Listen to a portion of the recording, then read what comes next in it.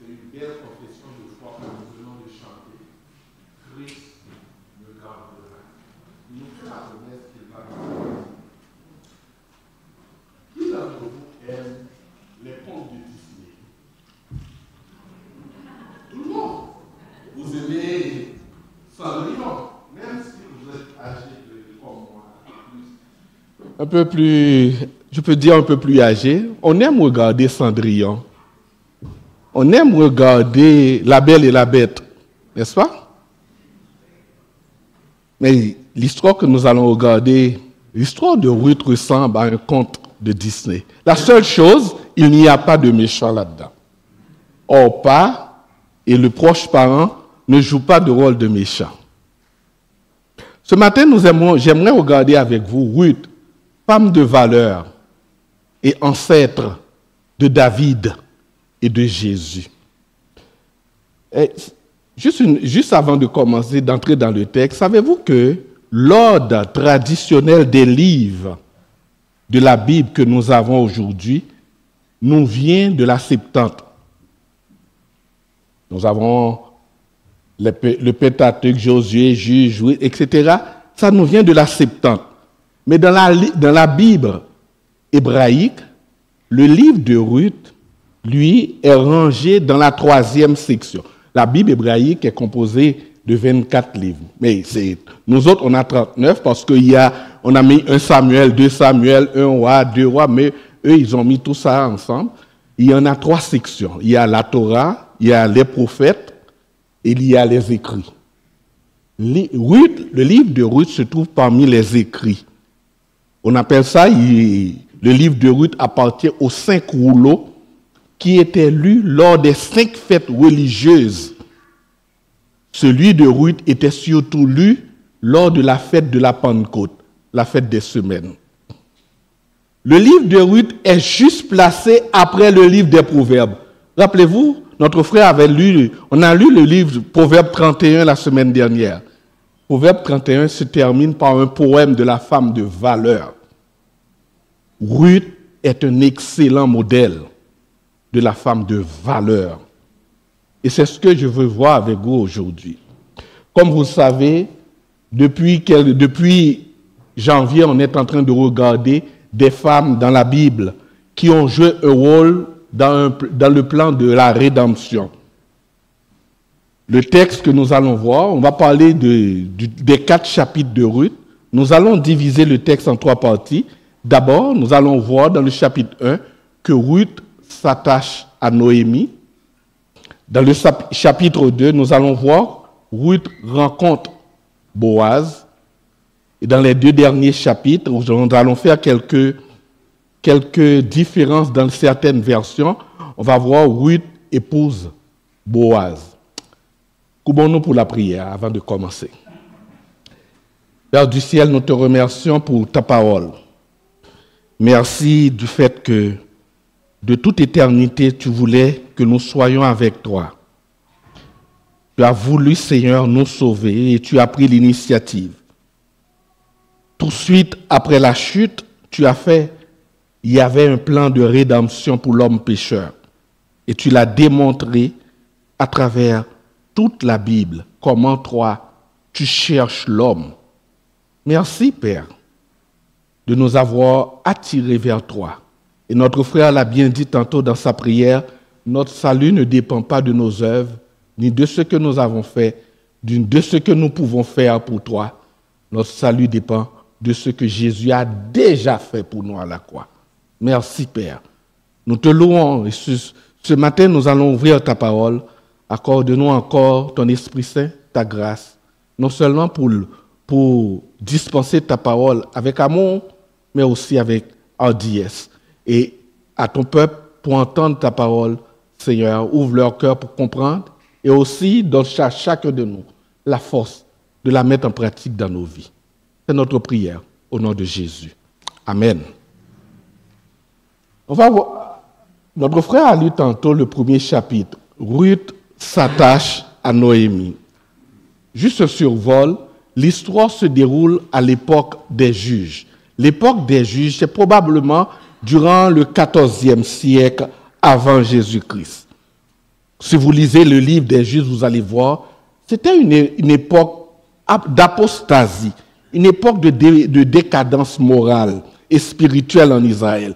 Mais pourtant, même si le mal sévissait, on voit qu'il y avait encore des gens qui sont restés fidèles à l'Éternel. Comme aujourd'hui, comme dans tout le temps. Tout le temps, même au temps d'Élie où il y avait beaucoup d'idolâtrie, l'Éternel avait dit à Élie, je me suis réservé 7000 hommes qui n'ont jamais fléchi le genou devant Baal. De même, Paul va ajouter, de même dans le temps présent, il y a un reste selon l'élection de la grâce. Il y a beaucoup de méchanceté dans le monde, l'immoralité, mais il y en a des enfants de Dieu. Amen. L'auteur nous est inconnu. L'auteur du livre est inconnu. La tradition juive l'attribue à Samuel. Probablement, ce n'est pas vrai parce que à l'époque de David, au début de la royauté de David, la Bible nous dit que Samuel était déjà mort.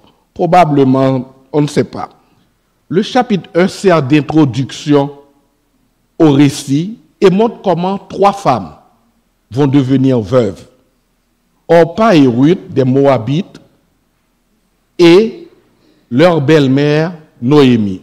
En passant, dans certaines versions, vous allez voir Noémie, Naomi, ou bien Boaz, ou bien Bouz. J'ai même lu dans une version, c'est Noomi. En hébreu, il n'y a pas de voyelle.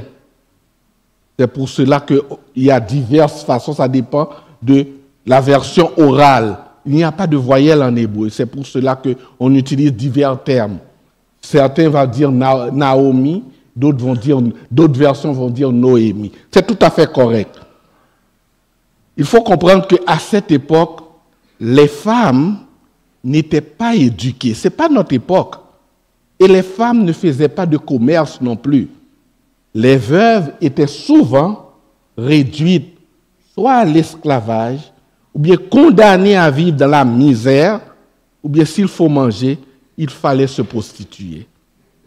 Les veuves étaient réduites à cela. Ruth est l'héroïne du livre qui porte son nom. Ruth est moabite. Comme notre frère l'a dit tantôt, Moab était à l'est, était situé à l'est de la mer Morte.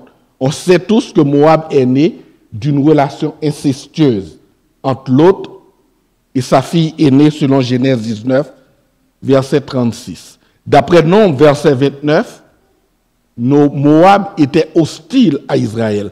Rappelez-vous l'histoire de Balaam, tout ce que Balaam avait fait, c'était avec le roi Moab, en fait.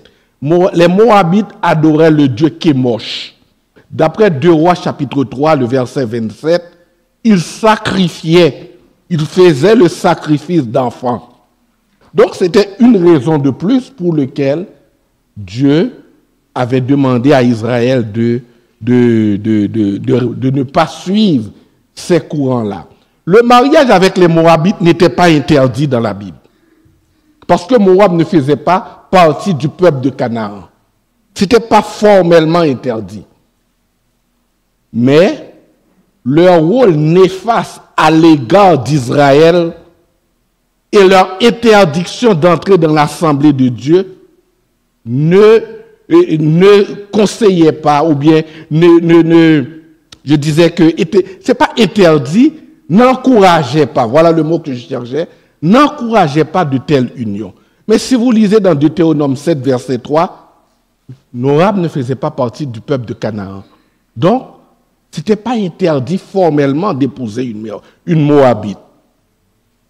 Donc, à la suite de l'épisode de Balaam dont je parlais tantôt dans Nombre 22, Dieu avait dit que les Moabites, jusqu'à leur 10e génération, ne devaient pas entrer dans l'assemblée de Dieu.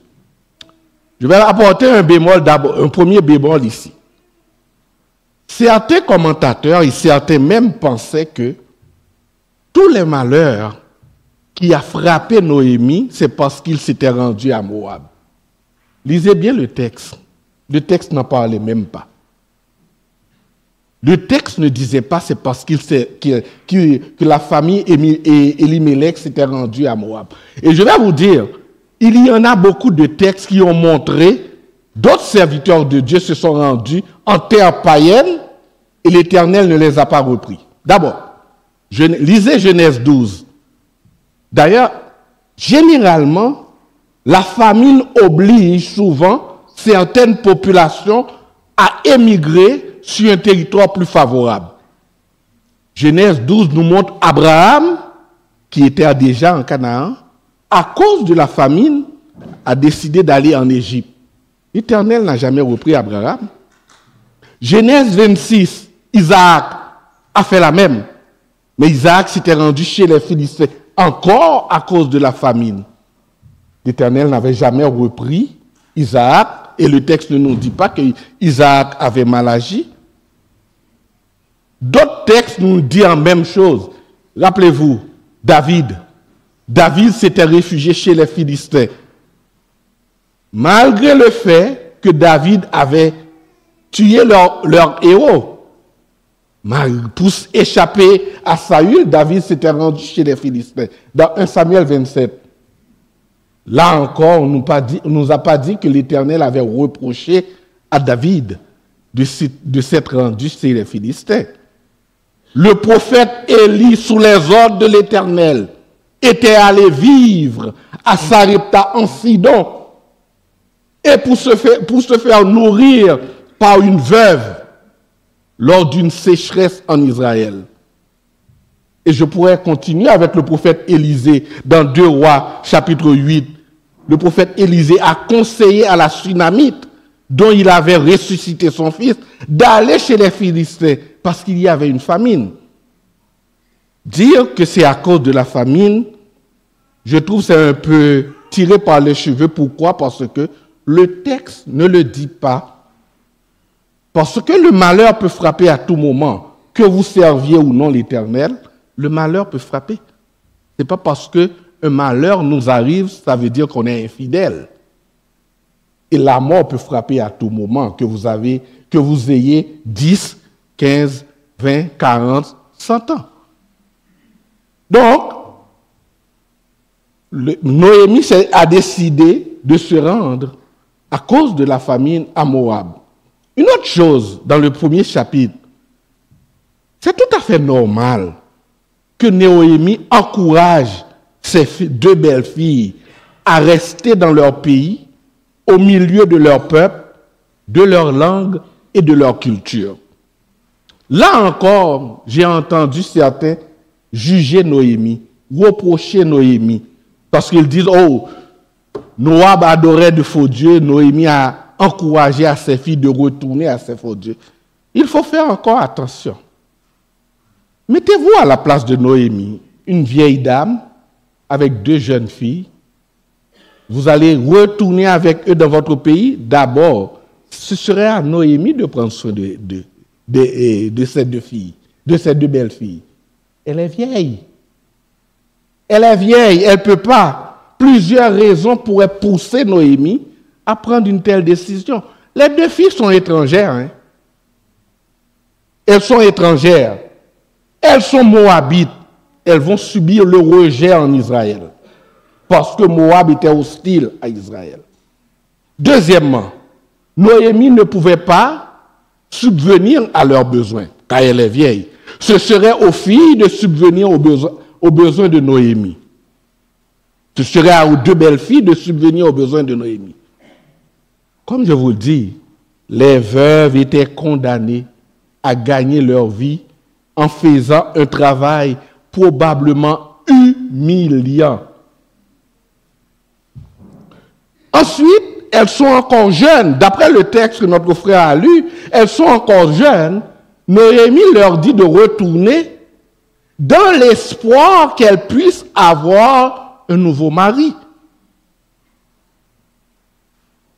Le verset 8 que notre frère a lu tantôt laisse entrevoir que les deux belles filles avaient probablement encore des parents à Moab. Parce que Noémie leur a dit, retournez chez votre mère. Leur mère pourrait prendre soin d'elles. Leurs parents pourraient prendre soin d'elles. Parce qu'elle ne pouvait pas, elle est vieille. Ainsi, Orpa a décidé de retourner. Mais Ruth, elle, le nom de Ruth signifie ami, réconfort. Le nom de Ruth signifie ami et réconfort. Dans l'histoire, les noms ont beaucoup de sens d'après le contexte. Mais on ne va pas s'attarder là-dessus. Ruth a décidé elle-même de s'attacher à sa belle-mère. Et le texte nous dit, Ruth nous dit, ne me pousse pas à te quitter, à me détourner de tes pas. Où tu iras, j'irai. Où tu demeureras, je demeurerai. Ton peuple est mon peuple, et ton Dieu est mon Dieu. Où tu mourras, je mourrai, et j'y serai enseveli. Que l'Éternel me fasse ceci, et qu'il ajoute cela, si ce n'est pas la mort qui me sépare de toi. Dans certaines versions, tu vas voir que l'Éternel me traite avec rigueur, ou bien avec la plus grande sévérité. On va parler de ça tantôt. Donc, par fidélité et aussi par amour, Ruth a décidé de s'attacher à sa belle-mère. Le livre de Ruth a beaucoup à nous enseigner. Nous vivons dans une époque où l'individualisme prône, où nous prônons l'individualisme. Mais Ruth elle-même a décidé de contester cet individualisme. Elle a mis en avant, elle a mis en exergue l'attachement à sa belle-mère. Ruth a prononcé l'une des plus belles confessions de foi dans toute l'Écriture. Elle a affirmé son attachement à sa belle-mère. Elle a affirmé son attachement au peuple de l'Alliance. Elle a affirmé son attachement au Dieu d'Israël. Le texte ne nous dit pas comment Ruth a appris, ou bien a appris à connaître, ou bien a connu le Dieu d'Israël. Le texte ne nous dit pas, mais c'est probablement c'est par Noémie, par son lien avec sa belle-mère, que Ruth a appris à connaître ce Dieu d'Israël. C'est comme quand Ruth dit, ton Dieu sera mon Dieu.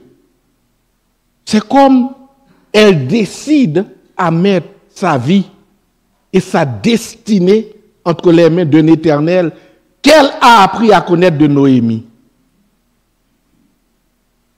D'ailleurs, l'expression « que l'Éternel me fasse ceci » et qu'il ajoute cela, c'est-à-dire que l'Éternel me traite de la plus grande sévérité. C'est une expression sémitique, c'est-à-dire que les Juifs utilisaient c'est des imprécations. Parfois, après l'expression, on ajoute toutes sortes de malheurs. Après l'expression, c'est comme Ruth jure fidélité à Noémie au nom de l'Éternel. C'est ça l'expression, c'est ça que ça veut dire. Donc, on peut comprendre pourquoi la Bible présente Ruth comme une femme de valeur. Elle a appris à connaître l'Éternel et elle s'est attachée à l'Éternel. En l'Éternel qu'elle a obtenu, elle est moabite, elle a appris à connaître un autre Dieu et elle s'est attachée solidement à ce Dieu.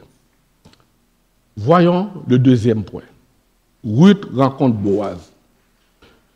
Quand vous lisez le chapitre 2, le chapitre 2 débute que Ruth et Naomi, ou bien Noémie, sont arrivés à Bethléem. Bethléem était à une distance de 10 km de Jérusalem, parce que généralement, Jérusalem est le point de repère. Et Bethléem était une ville agricole, essentiellement agricole. La première récolte, il y avait généralement, à cause du climat tempéré en Israël, il y a généralement 2 récoltes.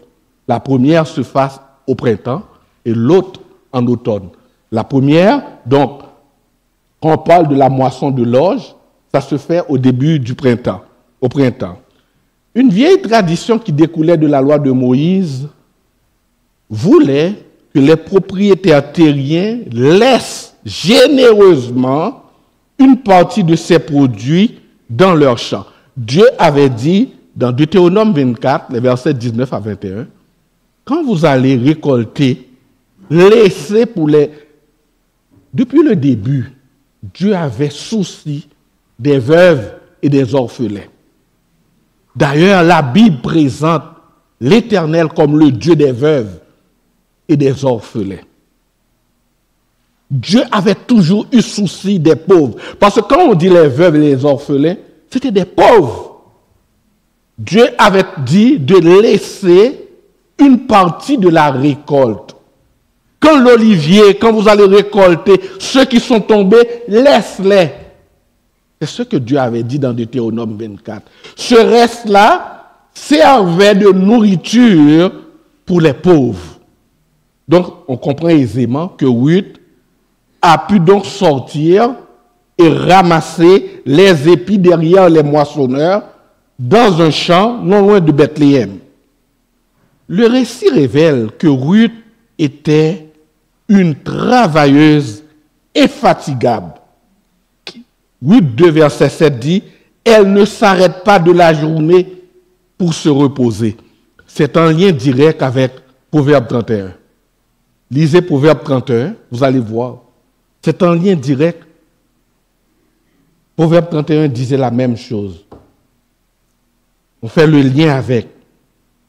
Mais moi, j'ajoute, Ruth était très courageuse aussi. C'est une femme très courageuse.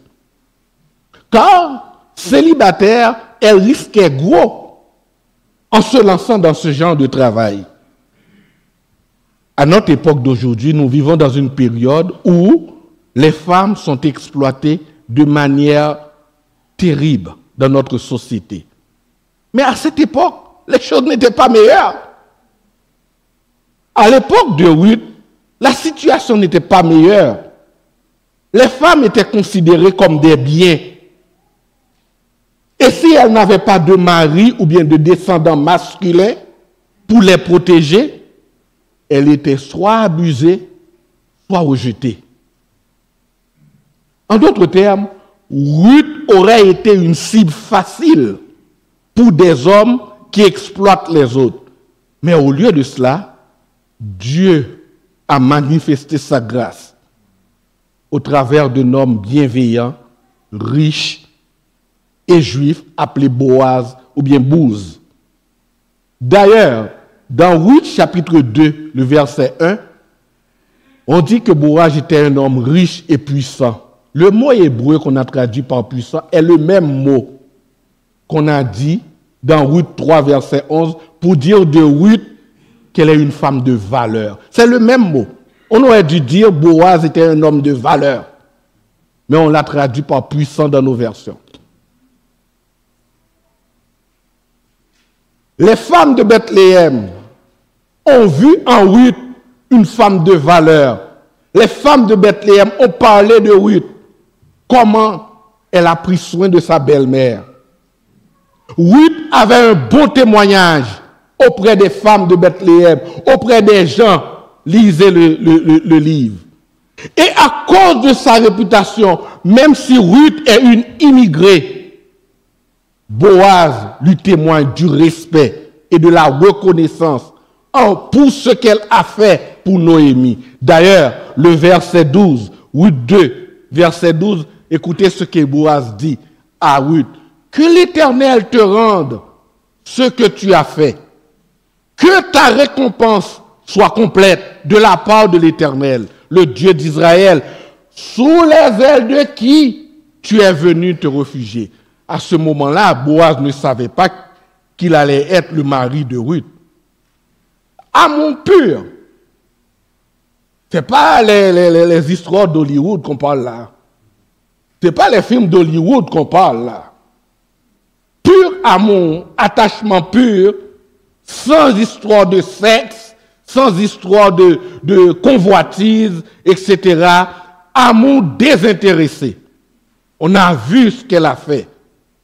Ça me rappelle Matthieu 4, verset 16, que Jésus-Christ a dit que votre lumière luise devant les hommes, afin qu'ils voient vos bonnes œuvres et qu'ils glorifient votre Père céleste qui est dans les cieux. C'est ce que Boaz a fait à propos de Ruth. La lumière de Ruth a brillé. Et c'est ce que Boaz a fait. Donc, la vie de Ruth témoigne de ses admirables qualités qui lui valent une bonne réputation. Encore Proverbe 31, verset 31. Donnez-lui du fruit de son travail et qu'au porte ses œuvres la louent, nous dit Proverbe 31. Quand on parle de porte, tantôt on va voir, c'est le lieu public où se rencontrent les gens. Le troisième point, Ruth épouse Boaz. Juste avant de parler du troisième point, on va lire le chapitre 4. Prenez vos Bibles, ce n'est pas affiché. Nous allons lire le chapitre 4. Boaz était monté à la porte. La porte, c'était le lieu public où se rencontraient, où on détermine les choses, les affaires. Le lieu public où se rencontraient pour traiter des affaires. Et s'y était assis. Or, voici que celui qui avait le devoir de rachat et dont Boaz avait parlé vint à passer. Boaz lui dit, « Approche-toi, assieds-toi ici, toi un tel. » Il s'approcha et s'assit. Boaz prit alors la parole 10 hommes parmi les anciens de la ville et dit, « Asseyez-vous ici. » Et ils s'assirent. Puis il dit à celui qui avait le devoir de rachat, « Noémie, revenue de la campagne de Moab, a mis en vente la pièce de terre qui appartenait à notre frère Élimélec. Et moi, j'ai pensé t'en informer et te dire, faisons l'acquisition en présence de ceux qui siègent et des anciens de mon peuple. Si tu veux racheter, rachète. Si tu ne rachètes pas, déclare-le-moi, que je le sache, car il n'y a personne, à part toi, qui ait ce devoir. Je ne l'ai qu'après toi. Il répondit, c'est moi qui rachèterai.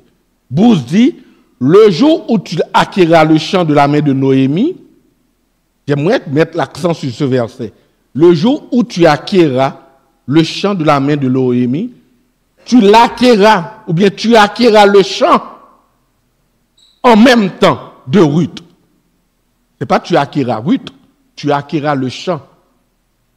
Ça, c'est très important, cette traduction ici par rapport aux autres. On va en parler tantôt. De Ruth la Moabite, femme du défunt, pour maintenir le nom du défunt sur son héritage. Celui qui avait le devoir de rachat répondit, « Je ne peux pas racheter pour mon compte, de peur de détruire mon héritage.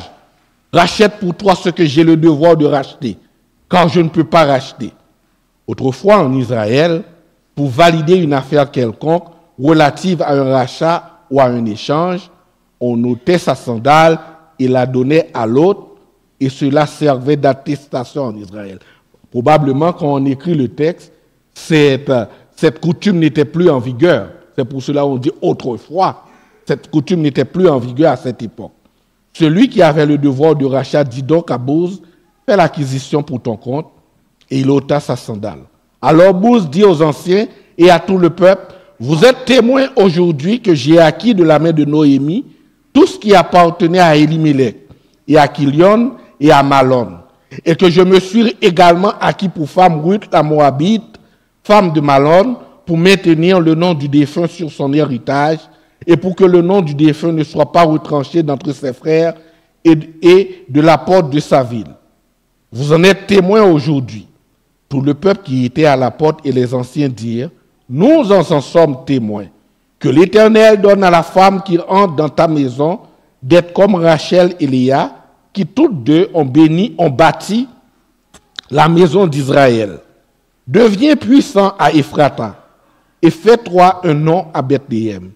Puisse la descendance que l'Éternel te donnera par cette jeune femme rendre ta maison semblable à la maison de Pérez que Tamar enfanta à Juda. Boaz prit Ruth qui devint sa femme et il alla vers elle. L'Éternel permit à Ruth de concevoir. Probablement, Ruth était stérile, probablement, ou bien ne pouvait pas enfanter avec son premier mari. On dit que c'est l'Éternel qui a permis à Ruth de concevoir. Elle enfanta un fils. Les femmes dirent à Noémie, béni soit l'Éternel qui ne t'a pas laissé manquer aujourd'hui d'un rédempteur, dont le nom sera célébré en Israël. Il te fait revenir à la vie et soutient ta vieillesse. Car ta belle-fille qui t'aime l'a enfanté, elle qui vaut mieux pour toi que 7 fils. Noémie prit l'enfant et le mit sur son sein, et ce fut elle qui l'éleva. Les voisines lui donnèrent un nom en disant, un fils est né à Noémie. Et l'appelèrent du nom Obed, qui veut dire serviteur de l'Éternel. C'est lui qui est le père d'Isaïe, ou bien de Jessé, père de David. Dans le livre de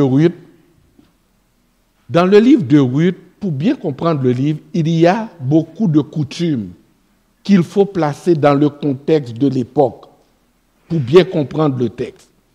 Premièrement, quand vous lisez le chapitre 3, au verset 9, Noémie va conseiller à Ruth d'aller se coucher au pied de Boaz, dans une partie qui était réservée aux hommes.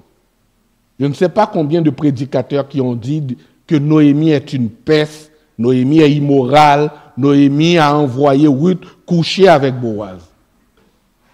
Je vous invite à lire le texte. Si c'était vrai que Noémie a envoyé Ruth coucher à Boaz, comment Boaz aurait pu dire « Sois bénie de l'Éternel, ma fille ». Cette dernière marque de loyauté vaut mieux encore que la première.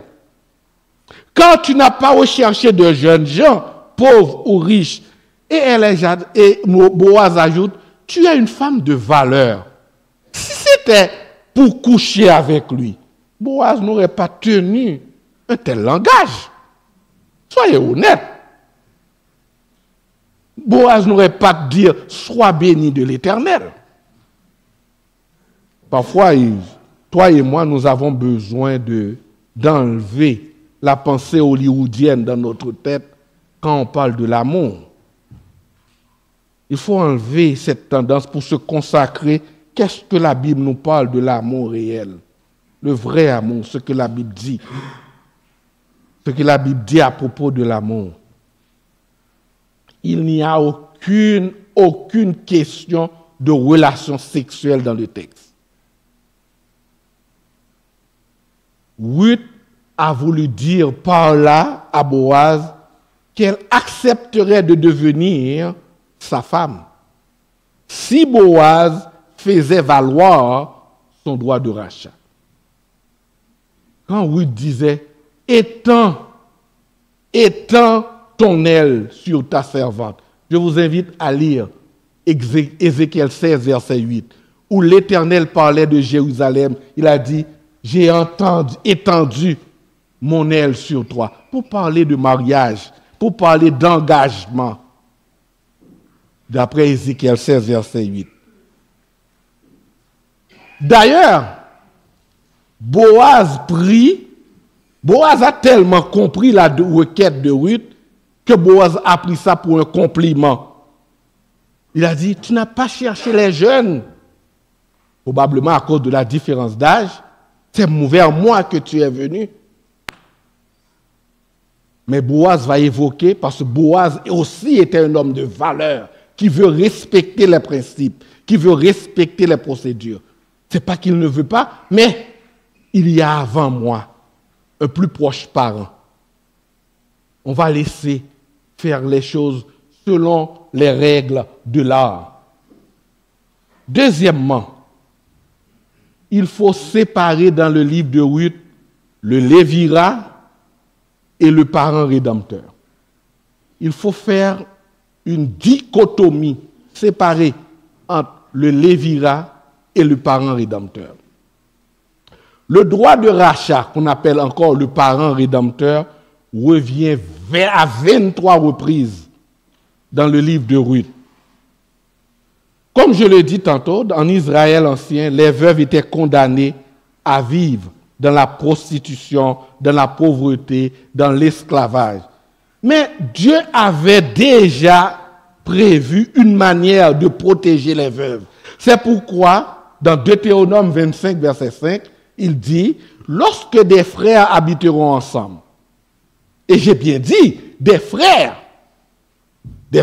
biologiques de même sang, habiteront ensemble, si l'un d'entre eux meurt sans laisser de fils, la femme du défunt ne se mariera pas au dehors avec un étranger, mais son beau-frère ira vers elle, la prendra pour femme et l'épousera comme beau-frère.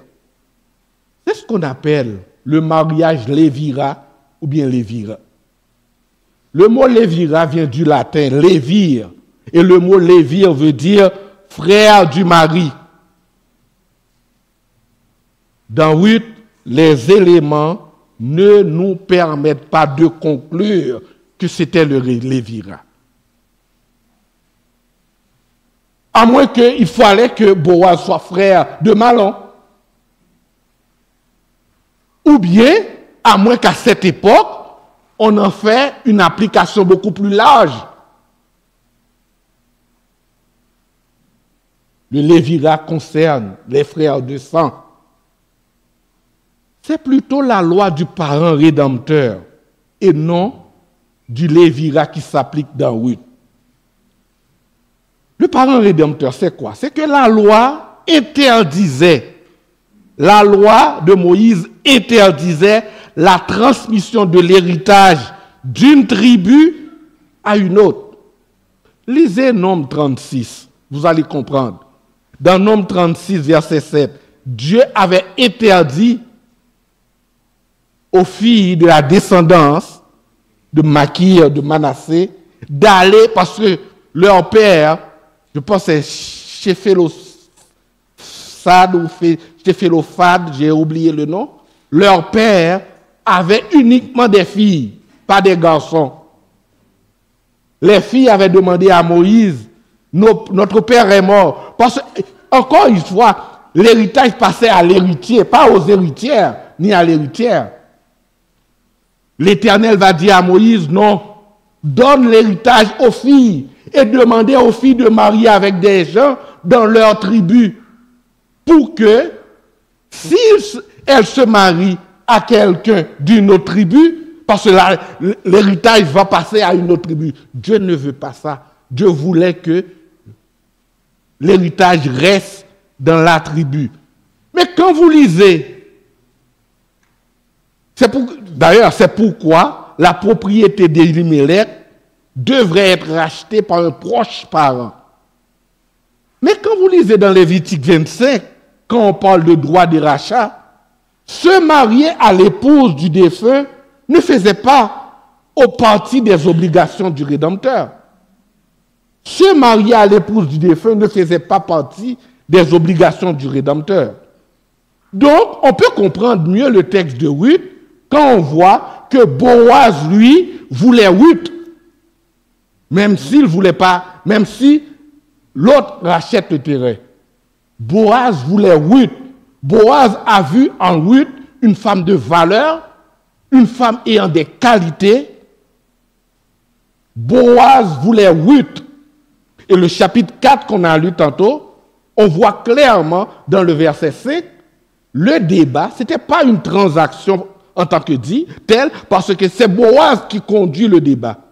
Boaz dit à l'homme, le jour où tu acquéras le champ, un tel, on n'a pas donné son nom, le proche parent, il dit à un proche parent, le jour où tu achèteras, ou bien tu acquéras le champ, tu l'acquéras de Noémie, tu l'acquéras aussi, pas oui, tu acquéras le champ. Certaines versions vont dire, tu acquéras oui. Quand j'ai fait une recherche, j'ai trouvé un commentaire dans la nouvelle version Bible seconde qui nous dit, cette traduction tu acquéras oui vient de la Vulgate. Ça vient de la Vulgate. Mais l'original, c'est tu acquéras le champ, ou bien tu acquéras le champ de la part de Ruth. Ce n'est pas Ruth. Boaz voulait se marier à Ruth, même si l'autre achète le champ. Mais le problème, s'il achète le champ et que Boaz se marie à Ruth, le jour où Ruth aura un héritier, s'il achète le champ, il va perdre le champ. Parce que le champ doit passer à l'héritier. Le proche parent a bien compris ce que Boaz a voulu lui dire. Il l'a tellement bien compris. Au départ, il a dit, oui, je vais racheter le champ. Quand il dit, tu rachètes le champ, si tu l'achètes le jour où Ruth aura un héritier, le champ va passer à Ruth. Si c'est tel est le cas, je ne veux pas. Il décline l'offre.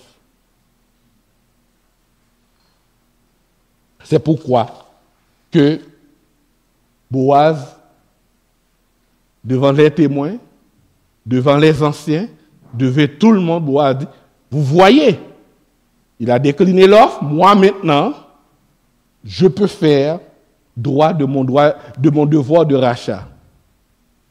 Boaz va dire, je vais racheter et en même temps, je prendrai Ruth comme épouse. Il faut comprendre bien, Boaz a vu en Ruth une femme de Dieu.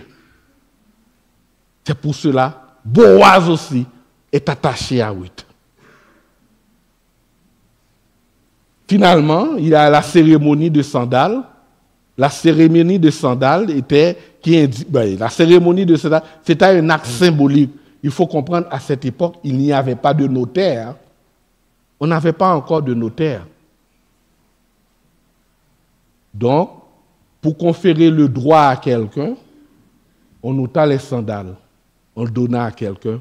C'est comme pour conférer le droit de rachat à Boaz. Le proche parent ôta ses sandales pour donner à Boaz. Donc, tout compte fait, tout bien considéré, Boaz va épouser Ruth. Et le texte continue pour nous dire que Ruth va mettre un garçon au monde qu'on va appeler Obed, qui veut dire serviteur de l'Éternel. Les femmes vont dire à Noémie, béni soit l'Éternel qui ne t'a pas laissé manquer aujourd'hui d'un Rédempteur. J'aimerais attirer votre attention ici, le Rédempteur. Lisez bien le texte. Il dit, béni soit l'Éternel qui ne t'a pas laissé manquer aujourd'hui d'un Rédempteur dont le nom sera célébré en Israël. C'est à la naissance. C'est l'enfant Obed qui est le Rédempteur. Regardez un jeu de mots qu'on a fait. Ce n'est pas Boaz qui est le Rédempteur. C'est l'enfant qui va susciter la descendance à Ruth, à Noémie, qui va être le Rédempteur. Le mot hébreu qu'on a utilisé, c'est Goël. Goël veut dire Rédempteur, défenseur. Le mot aujourd'hui, dans le verset 14 et le verset 15, montre clairement qu'il s'agit non de Boaz, mais de l'enfant qui va perpétuer la race de Noémie et qui sera sa consolation et son soutien, qui va être le Rédempteur. Regardez bien. Obed va donner naissance à Jessé ou bien Isaïe, qui va devenir le père de David. Et de David va sortir notre Seigneur et Sauveur Jésus-Christ, le vrai Rédempteur. Amen.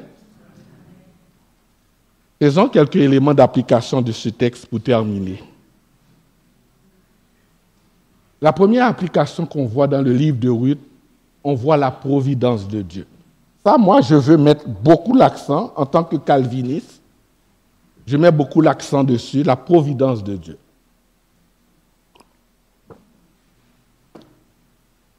Dans la parole de Dieu, il n'y a pas le hasard. Vous comprenez ce que j'ai dit? Dans la Bible, il n'y a pas la chance. C'est la providence de Dieu. Ruth n'a pas rencontré Boaz par hasard. Ce n'est pas par chance que Ruth a rencontré Boaz. Dieu avait tout prévu. Selon la doctrine de la providence, Dieu exerce une maîtrise parfaite sur tous les éléments de la nature, sur toutes choses. Ce n'est pas la chance qui a permis à Ruth de rencontrer Boaz. En réalité, les événements font partie du plan de Dieu. Et je le crois fermement. Selon Hébreux 1er verset 3, Jésus soutient toutes choses par sa parole puissante. C'est ce que la Bible nous dit. C'est sûr que toi et moi, quand on agit, on n'est pas conscient comment on fait les choses selon le plan de Dieu. Ruth n'était pas consciente d'un objectif beaucoup plus large auquel sa vie participait. Non, elle n'était pas consciente de ça. Mais quand Dieu intervient, les événements ordinaires de la vie prennent une signification extraordinaire. Dieu a permis, de par cette rencontre, qu'il va y avoir une descendance et de là va sortir la lignée royale davidique Et de là va sortir la lignée Jésus-Christ dont toi et moi aujourd'hui nous faisons partie. Ce n'est pas le hasard. Dieu ne fait rien par hasard. Dieu contrôle tous les éléments de la nature. Ça, c'est ce qu'on appelle la providence de Dieu. En tant que chrétiens, toi et moi, aujourd'hui, faisons des choix en tenant compte des valeurs éternelles. Ça doit nous apporter, nous autres, en tant que chrétiens, à faire des choix qui plaisent à Dieu, des choix que Dieu peut utiliser pour sa gloire. Rejetons toutes les choses qui déplaisent à Dieu, les choses qui ne vont pas dans la direction de Dieu. Vivons dans la fidélité à Dieu, sachant que notre vie a des prolongements par-delà de notre vie terrestre. Dans Romains 8, verset 18, l'apôtre Paul dit « J'estime que les souffrances du temps présent ne sauraient être comparées à la gloire à venir qui sera révélée pour nous. Rappelez-vous que les récompenses dépasseront de loin tous les sacrifices que nous aurons pu consentir aujourd'hui. » Deuxièmement,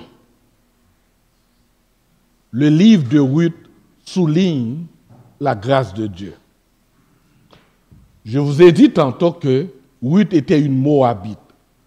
Et je vous ai dit clairement que Moab n'avait pas droit à l'assemblée des Juifs à cause de Balaam et de tout ce que Balaam a fait. Balaam non seulement a essayé, mais Dieu n'a pas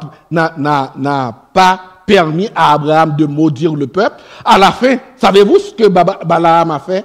Balaam a conseillé à Balak de faire venir des femmes moabites que les Israélites vont convoiter et pécher avec, de telle sorte que 14 000 personnes vont mourir dans le désert en un seul jour. À cause de ça, Dieu avait puni les Moabites. Quand vous lisez dans Actes 10, verset 34-35, Actes 10, verset 34-35 nous dit, c'est l'apôtre Pierre qui parle, quand il était chez Corneille. Pierre nous dit, en vérité, je le comprends, pour Dieu, il n'y a pas de considération de personne. Mais en toute nation, celui qui le craint et qui pratique la justice, lui est agréable. Alors que les Moabites n'avaient pas droit dans l'assemblée des Juifs, oui, Dieu l'a accepté. La grâce de Dieu, c'est pour tout le monde, toute nation, toute race, tout peuple, quelle que soit votre origine, quel que soit le péché que vous avez commis, la grâce de Dieu est pour vous ce matin. Dieu fait grâce à tout le monde. Qui que vous soyez, si vous tournez vers Dieu pour avoir sa grâce, quel que soit ce que vous avez commis, c'est toi et moi, nous faisons une différence entre les péchés. Ça, c'est un petit péché. Ça, c'est un péché mignon. Ça, on peut continuer à le faire. Ça, non, ne fais pas ça. Non. Devant Dieu, il n'y a pas ça. Et Dieu fait grâce à tout le monde pourvu que vous tourniez vers lui dans la repentance. Ce matin, si vous m'écoutez, Dieu est là pour vous accorder sa grâce. Il suffit de se tourner, de vous détourner vers lui, de vous tourner vers lui, excusez-moi, dans la repentance et la conversion, Dieu va vous accorder sa grâce. Et ceci, quel que soit le péché, le sang de Christ peut l'effacer. Amen. Dans la généalogie de Jésus, il y a 4 femmes. 4 femmes sont mentionnées. Et ces 4 femmes-là, on peut tous questionner leur moralité. Tamar, qui a commis l'inceste avec son beau-père Judas, Genèse 38. Rahab, qui était une prostituée païenne, Josué chapitre 2. Ruth, qui est une femme étrangère issue d'un peuple idolâtre. et Bathsheba ou Bethsabée qui a commis l'adultère avec David dans 2 Samuel chapitre 12. N'est-ce pas ce que nous dit Romains 5, verset 8? Dieu prouve son amour envers nous en ce que lorsque nous étions encore des pécheurs, Christ est mort pour nous. Jésus est venu pour les pécheurs. Et Paul va dire, donc moi, je suis le premier. Et moi, je peux dire aussi, donc moi, je suis le premier. C'est pour les pécheurs. C'est ceux qui sont malades qui ont besoin de médecins. Finalement, le livre de Ruth nous enseigne tous que nous avons besoin d'un rédempteur. Noémie et Ruth ne pouvaient pas se racheter elles-mêmes. Noémie et Ruth avaient besoin d'un parent rédempteur. Aujourd'hui, j'aimerais vous dire que aucun de vous ici ne peut se racheter. Tu ne peux pas te racheter toi-même. D'ailleurs, dans le psaume 49, la parole de Dieu nous dit « Le rachat de notre âme est trop cher. Nous ne pouvons pas donner à Dieu le prix du rachat. On a besoin de quelqu'un pour nous racheter. » Le seul qui peut nous racheter, on a besoin pas de Boaz, on a besoin d'un rédempteur plus grand, plus parfait. Un rédempteur qui pouvait nous racheter non seulement des fautes passées, des fautes présentes et des fautes à venir. Le seul qui peut le faire, c'est notre Seigneur et Sauveur Jésus. Et j'aimerais terminer, c'est ce que Pierre nous dit dans 1 Pierre. Avec ce verset, j'aimerais terminer. Il nous dit, « Vous savez en effet que ce n'est point par des choses périssables, c'est-à-dire argent ou or, que vous avez été rachetés de la vaine manière de vivre que vous avez hérité de vos pères. Mais vous avez été rachetés par le sang précieux de Christ, comme d'un agneau sans défaut et sans tache. » Ce matin, seul Jésus peut te racheter de la mort, du péché, de l'enfer. Rappelez-vous, il n'y a aucune condamnation pour ceux qui sont en Jésus-Christ. Courbons-nous pour la prière. Père du ciel, merci de nous avoir envoyé un Rédempteur. Et ce Rédempteur est beaucoup plus grand que tous les libérateurs qui ont été passés, tous ceux qui se sont présentés par le passé. Merci de nous avoir envoyé Jésus. Merci Seigneur pour tout ce que tu fais. À travers le livre de Ruth, nous voyons vraiment que toi, l'Éternel, tu es le Dieu des dieux, le Seigneur des seigneurs, un Dieu grand, fort et terrible qui ne fait point de favoritisme. Un Dieu qui fait droit à l'orphelin et à la veuve. Un Dieu qui aime l'étranger et qui lui donne de la nourriture et des vêtements, selon Deutéronome 10, versets 17 à 18. Seigneur, ce matin, je te demande de toucher des cœurs qui ont été blessés, des cœurs qui continuent, Seigneur, à se vautrer dans le mal, dans le péché, afin qu'ils se tournent vers toi. Toi seul peux les racheter et qu'ils puissent confesser le nom de Jésus. C'est ma prière, en son nom que je te prie. Amen.